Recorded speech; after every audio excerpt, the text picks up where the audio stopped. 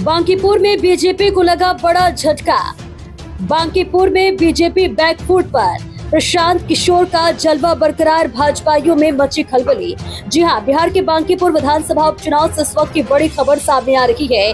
मतगणना के तीसरे राउंड के रुझानों ने राजनीतिक हलकों में हलचल मचा दी है।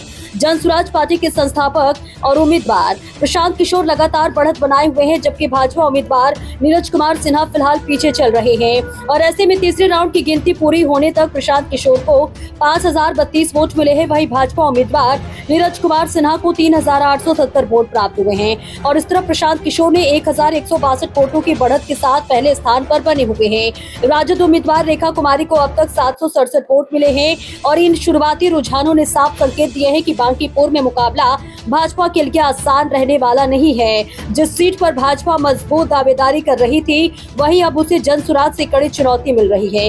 लगातार तीसरे राउंड तक भाजपा बढ़त हासिल नहीं कर सकी है, जिससे पार्टी पर दबाव बढ़ता नजर आ रहा है। वहीं दूसरी ओर जन सुराज समर्थकों में उत्साह का माहौल देखा जा रहा है।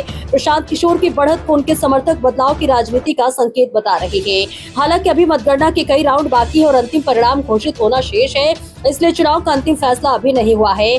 फिलहाल जो तस्वीर सामने आ रही है, उसमें जन सुराज मजबूत स्थिति में दिखाई दे रही है और बीजेपी को अगले राउंड में वापसी के लिए अतिरिक्त प्रयास करने होंगे। और सभी की निगाहें आगामी राउंड की मतगणना पर टिकी हुई हैं, क्योंकि वही तय करेगी कि शुरुआती बढ़त जीत में बदलती है या मुकाबले का रुख बदलता है। फिलहाल तीसरे राउंड के रुझानों में प्रशांत किशोर सबसे आगे हैं, भाजपा दूसरे स्थान पर है और बांकीपुर की चुनावी लड़ाई बेहद रोमांचक मोड़ पर पहुंच चुकी है। फिलहाल ये तस्वीर जरूर ये साझा कर रही है कि बीजेपी की मुश्किलें लगातार बढ़ती हुई नजर आ रही है, जो बीजेपी के लिए किसी बड़े झटके से कम नहीं है। फिलहाल इस पर आपकी क्या राय है? कमेंट बॉक्स में अपनी राय जरूर बताएं।